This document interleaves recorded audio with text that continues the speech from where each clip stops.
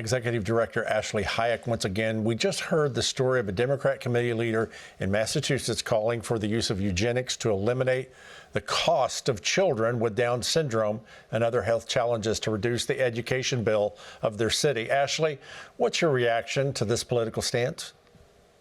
I think he should absolutely resign. There is no statement that he can make that would take away the offensiveness and the evilness of his statement. We are all made in God's image. Every child is a child of God. And the fact that you would say that somebody should not be here because of a disability is disgusting. And as a board member, it is your responsibility to do what is best for the school and for the school board. And each one of those children brings something unique and special. We have a child in one of my children's classrooms who has Down syndrome, and I will tell you, he's actually helped my daughter read because she wants to read to him in class every single day. And it's beautiful and it's amazing. And the fact that someone can't recognize that how precious this life is should not be in that position of power. I agree with you. There was a government in Europe in the 1930s and early 40s that sounded a lot like him.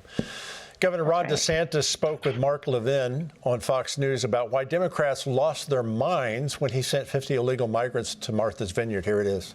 The liberal elite in our country, they want to impose burdens on people they don't like. They don't want to have to share in any of those burdens. But I would much rather them just secure the border and stop the nonsense. But we know that they want the open border. It's a desired policy.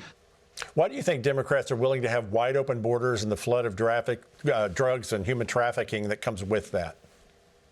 I don't think they're even acknowledging that there is a border crisis yet, which is the first step, right? Admit that you have a problem. And they are allowing all of these drugs and the human trafficking, as you mentioned, to enter our communities. It doesn't affect them.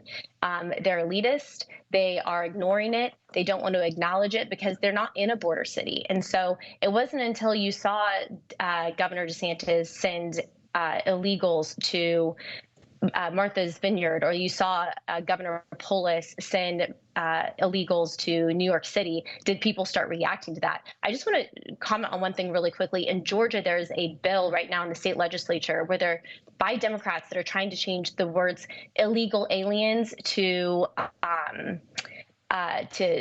minimize it to undocumented. And quite frankly, and it's in regarding to a criminal penalty, that's unacceptable. The fact is they are illegal and they're criminals, and we're trying to worry about their feelings as opposed to imposing laws and making sure that they are that if there's somebody who's doing criminal activity, that they are either deported or it's just absolutely unbelievable how the Democrats are handling this issue across the country from the top down to the state level. It is, and they'll change the language. We've seen that over and over again, to your point. Now, Governor Youngkin of Virginia rejected new manufacturing that's tied to China being welcomed into the state of Virginia, all because of their threat to America. He told Fox News Democrats are not up for the battle. The liberal agenda will stand up to China until it gets uncomfortable. And the minute that it encroaches on their green agenda or their liberal agenda to take donations from China into our universities and other places, they will back down. Yeah, now there's the conundrum, isn't it? GOP presidential candidate Vivek Ramaswamy actually is calling for a total decoupling from China in order to thwart their desires to dominate America. What's going on? What's your take, Ashley, to protect our nation's future where China is concerned?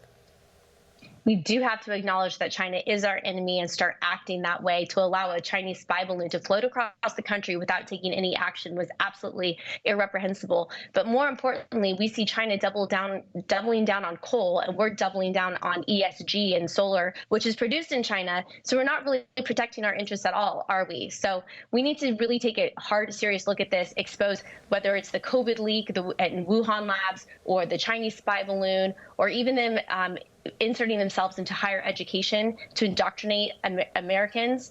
All of that has to be looked at very, very broadly and very seriously. And it's pointing to one place, and they all have it in common, China. Now, the Biden administration has halted the transportation of contaminated waste from East Palestine, Ohio, because the shipments have caused concerns from states where the material was being sent. So how will the railroad fulfill their cleanup demands if they can't remove the dangerous chemicals in the soil and water? This is another failure by the Biden administration. And where is Pete Buttigieg, by the way? This is completely embarrassing. I feel so bad for those people, continuing to pray for them, because this has been completely botched by the Biden administration as a whole. And they unfortunately continue to do it. Ashley Hayek, America First Works, thank you so much for being with us on the news today. Thank you so much for having me.